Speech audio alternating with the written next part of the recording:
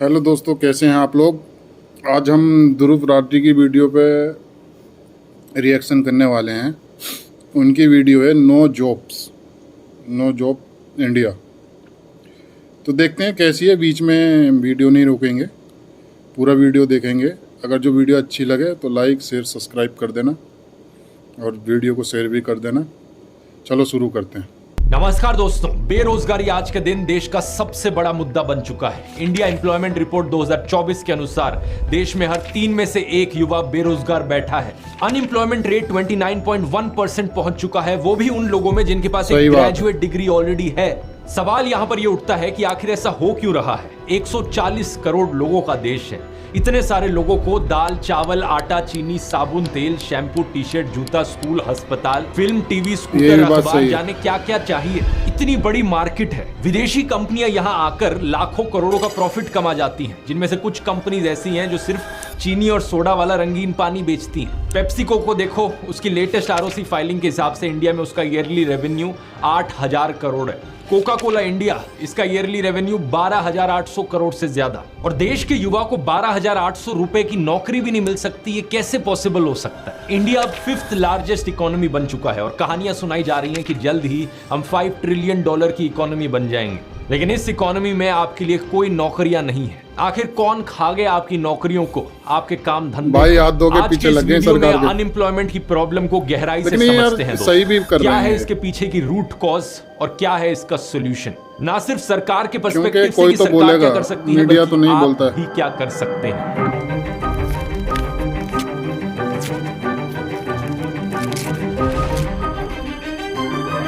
सबसे पहले सरकार की क्लास लगाते हैं। प्रधानमंत्री मोदी ने करोड़ों जॉब्स देने की प्रॉमिस करी थी, क्या आपको याद है दोस्तों। लेकिन हमारे कुछ मीडिया चैनल्स की माने तो उन्होंने ये वादा कभी किया ही नहीं था। मजाक नहीं कर रहा। एबीपी न्यूज ने इसको लेकर एक फैक्ट चेक किया था। उन्होंने कहा कि पीएम मोदी ने तो सिर्फ इतना कहा कि कांग्रेस ने रोजगार नहीं दिया। उन्होंने ये थोड़ी कहा कि हम रोजगार देंगे। या बीजेपी चुनावी वायदे के तौर पर कहीं कभी देश को हर साल 2 करोड़ नौकरी देने का वायदा नहीं किया था। इसीलिए मोदी सरकार पर हर साल 2 करोड़ नौकरी न दे पाने का आरोप झूठा साबित हुआ है।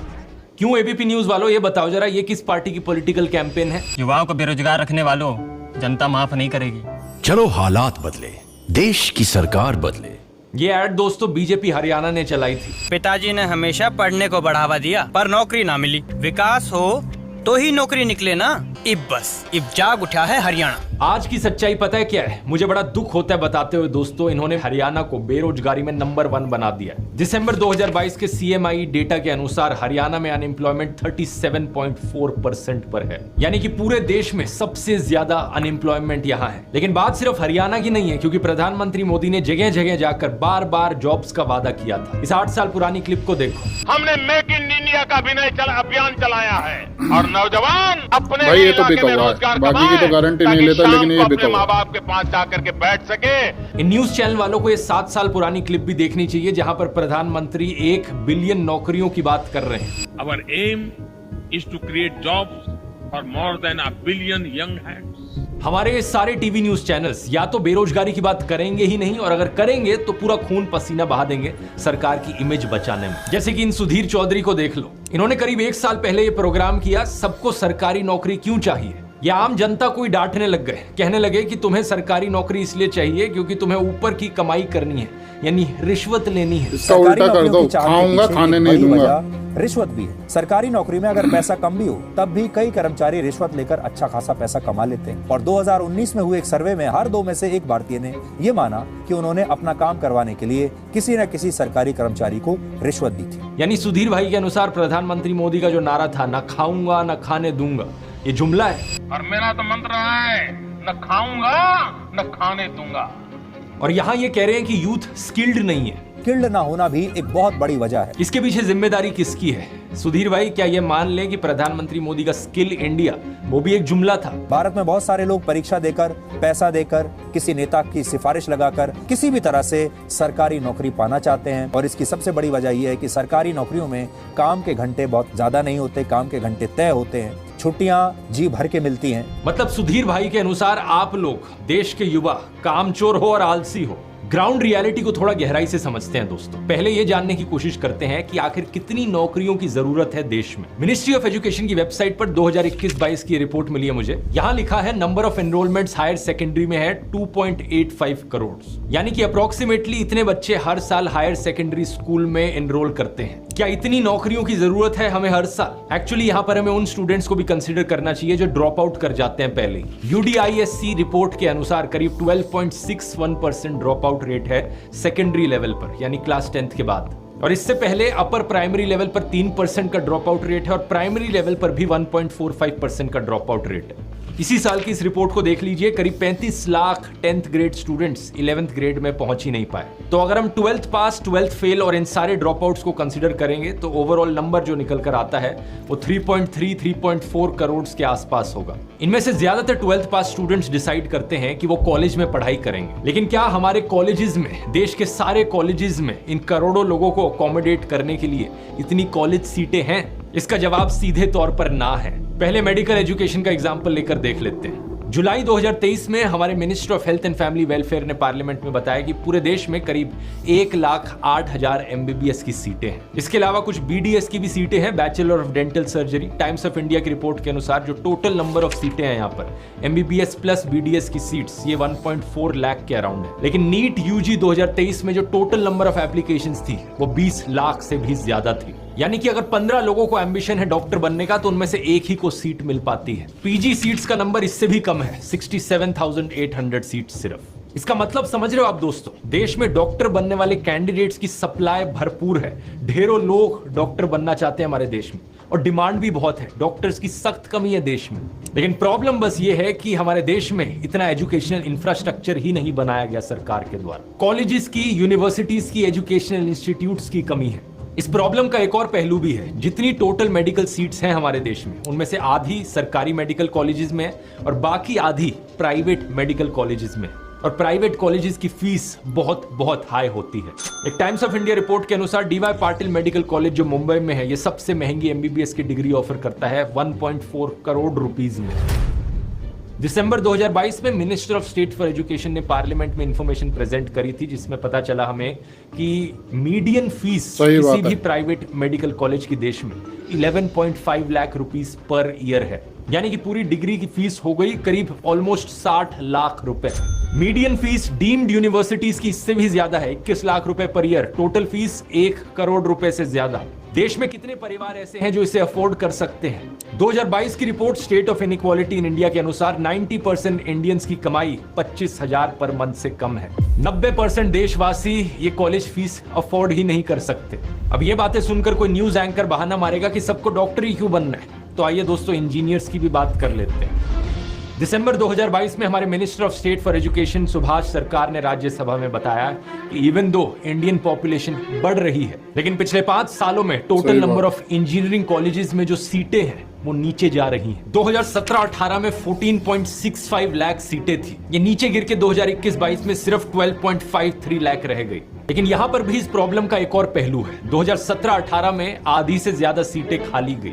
2018-19 में 48.6% सीट्स वेकेंट थी। 2021-22 में भी करीब 33% सीट्स वेकेंट थी, यानी 4.21 लाख सीट्स खाली। यहाँ भी सप्लाई की कोई कमी नहीं है। करोड़ों लोग देश में इंजीनियर बनना चाहते हैं, लेकिन इतनी सारी सीटें गरीब आदमी कहां से पढ़ाएगा इंजीनियरिंग कॉलेजेस में? इसके पीछे 4 मेन कारण है। पहला है हाई फीस। पिछले कुछ सालों में IITs जैसे कॉलेजेस की भी फीस बढ़ गई है। 2016 के इस न्यूज आर्टिकल को देखिए, IITs में फीस हाइक ऑलमोस्ट डबल से ज्यादा हुआ। 90,000 रुपीज से 2 लाख कर दी फीस। 4 साल की बीटेक डिग्री के लिए 8 लाख रुपए अब ज्यादा पे करने पड़ेंगे। प्राइवेट इंजीनियरिंग कॉलेजेस की बात करी जाए तो ये फीस 20 लाख रुपए तक पहुंच जाती है। दूसरा, फीस चाहे आप कितनी भी ज्यादा पे करो, क्वालिटी ऑफ एजुकेशन ज्यादातर केसेस में बहुत लो है। ज्यादातर प्राइवेट इंजीनियरिंग कॉलेजेस में सब स्टैंडर्ड फैकल्टी है, जिन्हें या तो बहुत कम पे किया जाता है या फिर जो क्वालिफाइड ही नहीं होते। जून 2023 की मिनिस्ट्री ऑफ एजुकेशन के इस डेटा को देखिए, सिर्फ 44.51% फैकल्टी इंजीनियरिंग कॉलेजेस में देश में इनके पास PhD है। सिर्फ 55.49% के पास एक मास्टर्स डिग्री है। ये अलाउ भी कैसे किया जा रहा है? तीसरा, ज्यादातर इंजीनियरिंग कॉलेजेस में फैकल्टी की भी शॉर्टेज है। दिसंबर 2022 की इस रिपोर्ट को देखिए। हमारे एजुकेशन मिनिस्टर ने लोकसभा को बताया कि करीब 4500 फैकल्टी पोस्ट हमारे प्रेस्टिजियस आईआईटीज में वेकेंट पड़ी हैं। एकेडमिक ईयर 2021-22 में ओवरऑल 40.3% टीचिंग पोजीशंस वेकेंट थी। अगर आईआईटीज की ये हालत है तो बाकी इंजीनियरिंग कॉलेजेस की क्या हालत होगी देश में।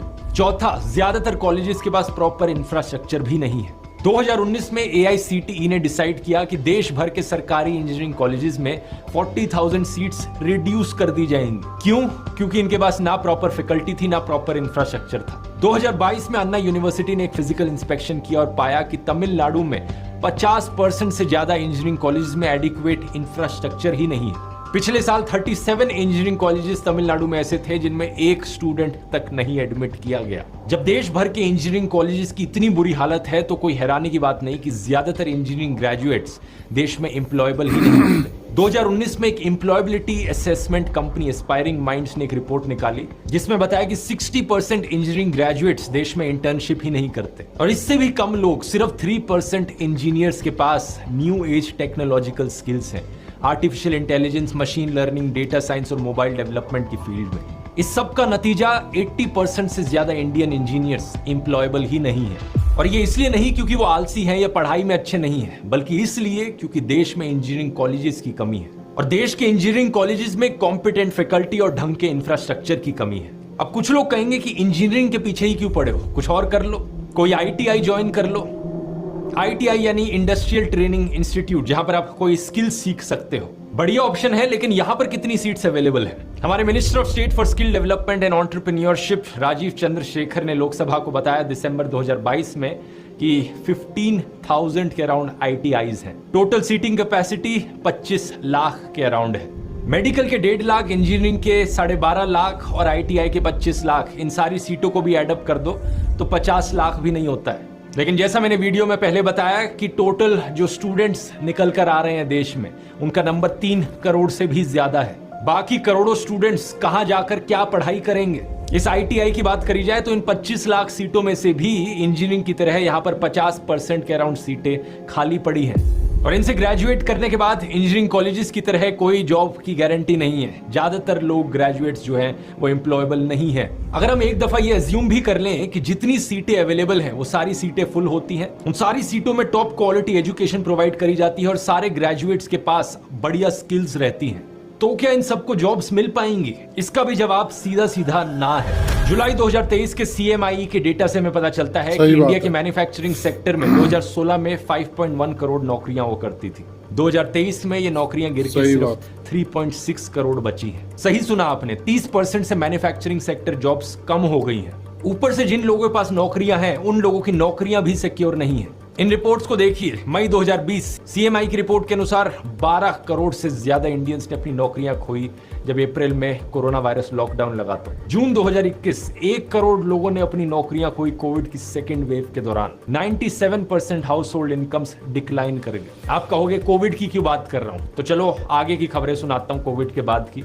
मई 2023 इंडियन स्टाफिंग फेडरेशन बताता है कि 6% कॉन्ट्रैक्ट वर्कर्स अपनी नौकरियां खो चुके हैं मार्च के क्वार्टर में इंडिया के IT सेक्टर में। जून 2023 11,000 से ज्यादा इंडियन स्टार्टअप एम्प्लॉयज को ले ऑफ किया गया। अगस्त 2023 ले ऑफ का सुनामी आ गया। टेक कंपनीज ने 2 लाख से ज्यादा एम्प्लॉयज को फायर किया अपनी नौकरियों से। इंजीनियरिंग कॉलेजेस परेशान हैं क्योंकि TCS, कॉग्निसेंट और विप्रो जैसी कंपनीज ने कैंपस हायरिंग शुरू नहीं की है। अक्टूबर 2023 टॉप 5 में से 4 IT कंपनीज के हायरिंग नंबर्स नेगेटिव में गए हैं। इन्फोसिस, विप्रो, HCL और टेक महिंद्रा सबके हायरिंग नंबर्स नेगेटिव में थे, सिर्फ TCS के पॉजिटिव में थे 523 स्टाफर्स। हो क्या रहा है यहाँ पर? इंडियन इकोनॉमी का GDP ग्रोथ रेट नेगेटिव में तो नहीं है और ना ही ये कंपनीज लॉस में जा रही हैं। TCS का अगर आप प्रॉफिट देखो तो 9% ईयर ऑन ईयर ग्रोथ मिली है उन्हें प्रॉफिट में, 11,300 करोड़ का प्रॉफिट। इन्फोसिस का अगर क्वार्टरली प्रॉफिट देखो बिफोर टैक्स 8,500 करोड़ का प्रॉफिट। इन सारी कंपनीज ने हर क्वार्टर में प्रॉफिट रिकॉर्ड किया है, लेकिन लोगों को देने के लिए इनके पास नौकरियां नहीं है। जिन लोगों को नौकरियों पर रख रखा है उनसे ओवर टाइम काम कराया जा रहा है। आधे से ज्यादा एम्प्लॉयज बर्नआउट की कगार पर है। मैकेंसी हेल्थ इंस्टीट्यूट 2023 के सर्वे के अनुसार वर्क प्लेस बर्नआउट सर्वे में इंडिया टॉप पर है।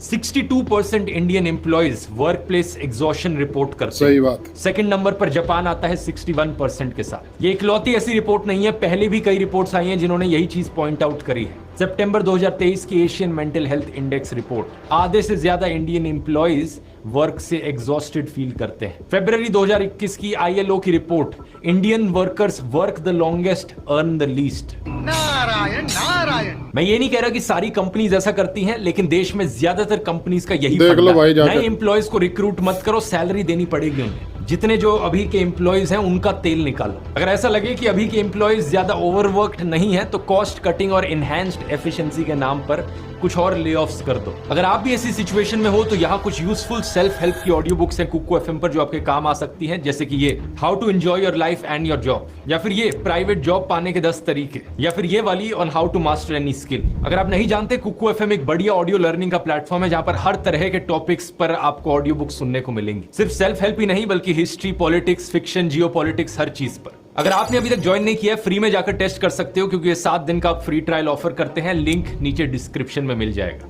दुनिया भर में भी कई कंपनीज यही कर रही हैं। Amazon 2023 के पहले 3 महीनों में 27,000 से ज्यादा एम्प्लॉयज को जॉब से निकाला ग्लोबली। मेटा नवंबर 2022 से 21,000 एम्प्लॉयज को फायर कर चुकी है। ट्विटर दिसंबर 2022 की रिपोर्ट, इंडिया में सिर्फ 80 एम्प्लॉयज बचे हैं ट्विटर के देश भर में। इंजीनियर्स को ज्यादा घंटे काम करने को कहा जा रहा है। यहां पर एक पैटर्न है जो बड़ा क्लियरली देखने को मिलता है। जब एक कंपनी हद से ज्यादा बड़ी हो जाती है तो जॉब ग्रोथ रेट उस कंपनी में हमेशा नीचे गिरते रहता है। एक पिछले वीडियो में मैंने आपको एग्जाम्पल दिखाया था अडानी ग्रुप का। इनका मार्केट कैपिटलाइजेशन 11 लाख करोड़ का है। ये एक बहुत बहुत बड़ा नंबर होता है, लेकिन कितने एम्प्लॉयज रख रखे हैं इस कंपनी ने? इनकी खुद की वेबसाइट के अनुसार सिर्फ 43,000 एम्प्लॉयज। कोका कोला का एग्जांपल देखो। दिसंबर 2012 में कोका कोला ने US securities and exchange commission को बताया था कि इस कंपनी के 1,50,900 एम्प्लॉयज हैं। 10 साल बाद दिसंबर 2022 में कोका कोला ने बताया कि इनके सिर्फ 82,000 एम्प्लॉयज बचे हैं। नंबर ऑफ एम्प्लॉयज ऑलमोस्ट आधे हो गए 10 सालों में, लेकिन जो प्रॉफिट था वो hundreds of billions of dollars ज्यादा बढ़ा इस कंपनी का। ट्विटर का मार्केट कैपिटलाइजेशन 41 बिलियन डॉलर्स यानी कि 3.4 लाख करोड़ रुपीस। कितने एम्प्लॉयज हैं कंपनी के पास? सिर्फ 1,500। इंडिया की one of the biggest companies ITC 25 से ज्यादा ब्रांड्स को ओन करती है। सनफीस्ट बिस्किट्स, आशीर्वाद आटा, Bingo mad angles, ITC Maurya जैसे बड़े बड़े होटल्स, 10 से ज्यादा सिगरेट के ब्रांड्स, क्लासमेट स्टेशनरी, ये सब इस एक बड़ी कंपनी के अंदर आता है। इनकी market cap 5.4 lakh crore rupees की है, लेकिन कितने एम्प्लॉयज हायर करते हैं? ये सिर्फ 23,000 के अराउंड। एफएमसीजी सेक्टर में एक और फेमस नाम है हिंदुस्तान यूनिलीवर का। 50 से ज्यादा एफएमसीजी के ब्रांड्स ये ओन करते हैं। Pepsodent, Closeup, Lifebuoy, Dove, Pears soap, quality Wall's, Horlicks, Red Label, Bru coffee, Surf Excel. इनकी market capitalization 5.9 lakh crore rupees की है। एनुअल टर्नओवर 58,000 करोड़ रुपीस का है, लेकिन टोटल एम्प्लॉयज इसमें सिर्फ 21,000 लोग। तो पॉइंट यहां पर यह है कि ये जो प्राइवेट जॉब्स हैं, इंजीनियरिंग एमबीए करने के बाद जो नौकरियां मिलती हैं, कॉर्पोरेट व्हाइट कॉलर जॉब्स, ये भी काफी लिमिटेड है। और ऐसा नहीं है कि किसी को स्किल्स की कमी होने की वजह से ये नौकरियां नहीं मिल रही हैं। बहुत सारे स्किल्ड लोग हैं देश में। प्रॉब्लम यह है कि नौकरियों की कमी है। फरवरी 2023 में आरएसएस के चीफ मोहन भागवत ने एक पब्लिक फंक्शन में बताया कि हर कोई नौकरियों के पीछे भागता है। सरकारी नौकरियां सिर्फ 10% के अराउंड है, बाकी नौकरियां 20% के अराउंड। और दुनिया भर में कोई ऐसी सोसाइटी नहीं है जो 30% से ज्यादा नौकरियां क्रिएट कर सकती हो। सुधीर चौधरी से बात करते हो। प्रधानमंत्री मोदी ने तो यह भी कहा था कि पकोड़े बेचना भी एक एम्प्लॉयमेंट का तरीका है। अगर आपके जी टीवी स्टूडियो के बाहर कोई पकोड़े बेचता है और शाम को 200 रुपया कमा करके घर जाता है, उस व्यक्ति को आप रोजगार मानोगे कि नहीं मानोगे? तो हो सकता है अब सुधीर चौधरी एक नया शो बनाए ये कहकर कि सबको सरकारी या प्राइवेट नौकरी क्यों चाहिए, खुद का धंधा क्यों नहीं सेटअप कर लेते। ये बहाना मत मारना, क्योंकि अगर ऐसा है तो एम्प्लॉयमेंट प्रोमिसेस करती क्यों है सरकार? अगर सरकार में कैपेबिलिटी ही नहीं है नौकरियां देने की, तो वादे क्यों कर रही है सरकार नौकरियां देने के? लोग गांधी जी के चरखे का अक्सर मजाक उड़ाते हैं, लेकिन अगर एम्प्लॉयमेंट की बात करी जाए तो गांधी जी का चरखा यहां पर इन बड़ी बड़ी कंपनियों से ज्यादा एम्प्लॉयमेंट प्रोवाइड करता है। आईमार ग्रुप की रिपोर्ट के अनुसार इंडियन हैंडीक्राफ्ट मार्केट का साइज 2022 में 3.9 बिलियन डॉलर्स था। रुपये में कन्वर्ट किया जाए तो करीब 32,000 करोड़ रुपए। और गेस कर सकते हो यहां पर कितने लोग एम्प्लॉयड हैं?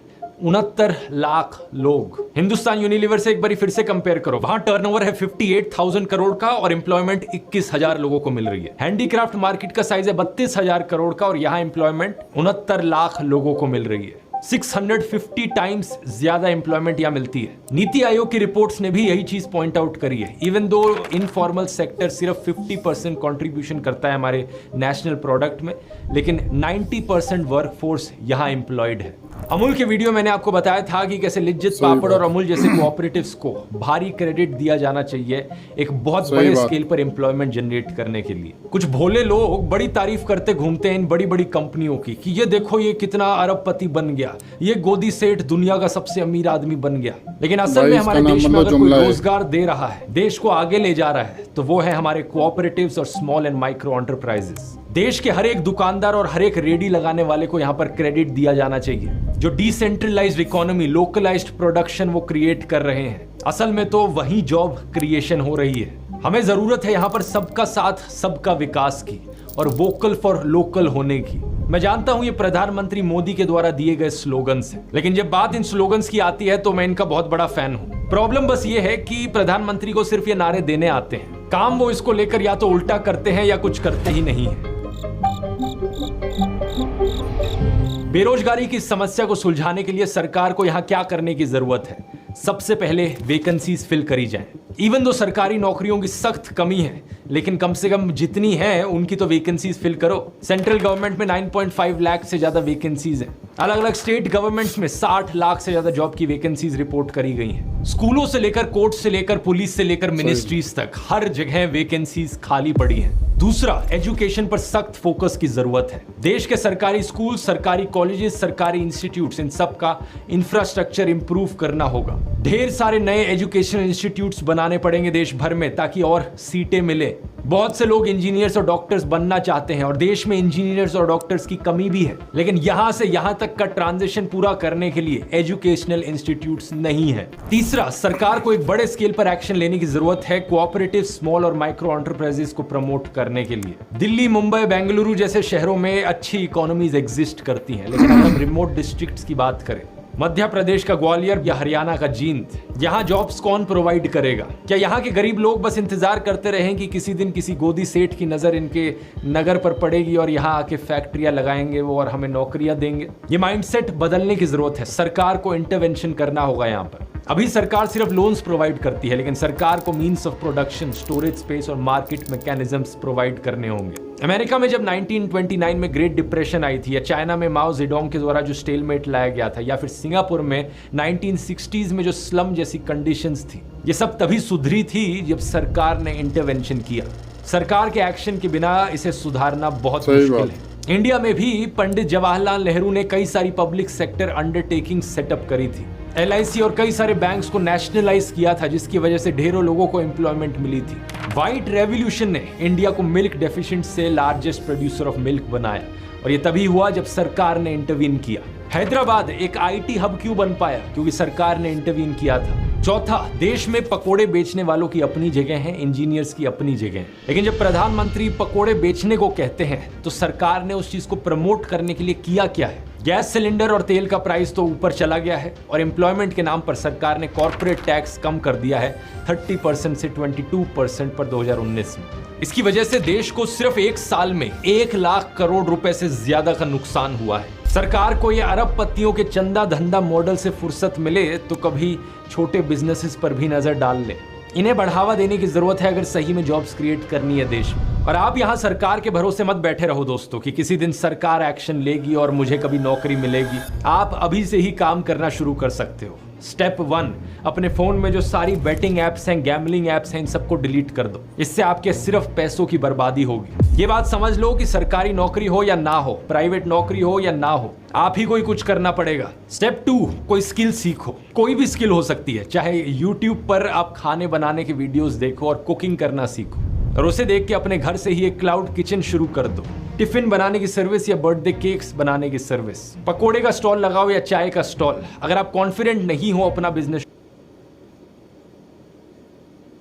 शुरू करने में, तो आप किसी और सेल्स पर्सन के साथ काम कर सकते हो। किसी ज्वेलर की दुकान में जाकर कुछ टाइम काम करो और सीखो कि कैसे ज्वेलरी डिजाइन किया जाता है। किसी हैंडीक्राफ्ट वर्कर को ढूंढो और उनके साथ काम करो। घर पर बैठे रहकर इंस्टाग्राम पर स्क्रॉल करने से अच्छा, बेटिंग एप्स में टाइम वेस्ट करने से अच्छा है कि कहीं ना कहीं अपने आसपास अलग अलग काम को होते हुए देखो और सीखो कि लोग कैसे काम कर रहे हैं। कोई भी काम छोटा नहीं होता अगर उसे सिंसियरिटी और मेहनत के साथ किया जाए तो। अगर आप सिंसियर हो तो आप काम करना सीखोगे और जल्द ही कॉन्फिडेंस आपके अंदर डेवलप होगा कि आप अपना खुद का बिजनेस शुरू कर पाओ। लेकिन कुछ भी करने के लिए आपको यहाँ शुरुआत करनी जरूरी है। अगर आप YouTube से रिलेटेड स्किल्स सीखना चाहते हो, film making, video editing, researching, scripting, इसके लिए मैंने ध्रुव राठी एकेडमी पर एक पूरा यूट्यूबर कोर्स बनाया है। अगर आप AI से रिलेटेड स्किल्स सीखना चाहते हो तो मैंने ChatGPT के ऊपर पूरा कोर्स बनाया है। इन दोनों कोर्सेज को चेकआउट कर सकते हो। QR कोड्स यहाँ मिल जाएंगे, इनका लिंक नीचे डिस्क्रिप्शन में भी मिल जाएगा। कोई भी कोर्स अगर आपको खरीदना हो ध्रुव राठी एकेडमी पर, इस कूपन को इस्तेमाल करो, वर्क 40% ऑफ मिलेगा। लेकिन बात यहाँ सिर्फ इन दोनों कोर्सेज में सिखाई गई स्किल्स की नहीं है। कोई भी स्किल हो आप सीखने की कोशिश करो। शुरुआत में पैसा कम मिले चिंता मत करना, लेकिन कुछ महीने के लिए इसे इंटर्नशिप की तरह देख सकते हो। ये अपने आप में एक तो बहुत भाई ने बड़ा सही टॉपिक बोला कि है, exactly ये आप तो क्या-क्या सच्चाई कर बोली सकते है। हो इनकी खुद का वीडियो काम मुझे करने के अच्छी लिए, लगती खुद है से काम काफी। ढूंढने के लिए। और लेकिन आज का वीडियो बहुत इनकी लंबा हो वीडियो चुका है, तो इलेक्शन के बाद मैं इस पर में अपना रियलिटी पूरा एक होती है। आधे घंटे ये का जो बोलते हैं स्पेशल सच वीडियो बोलते हैं। बनाऊंगा आपको एडवाइस देने के लिए। देखो वीडियो पर- भाई, इनकी वीडियो ओरिजिनल वीडियो का भी लिंक मैं डाल देगा वीडियो के नीचे, देख लेना। लेकिन इन्होंने जो बोला सही बोला। अगर जो तुम्हें वीडियो अच्छी लगी हो मेरी तो लाइक, शेयर, सब्सक्राइब कर देना। शुक्रिया।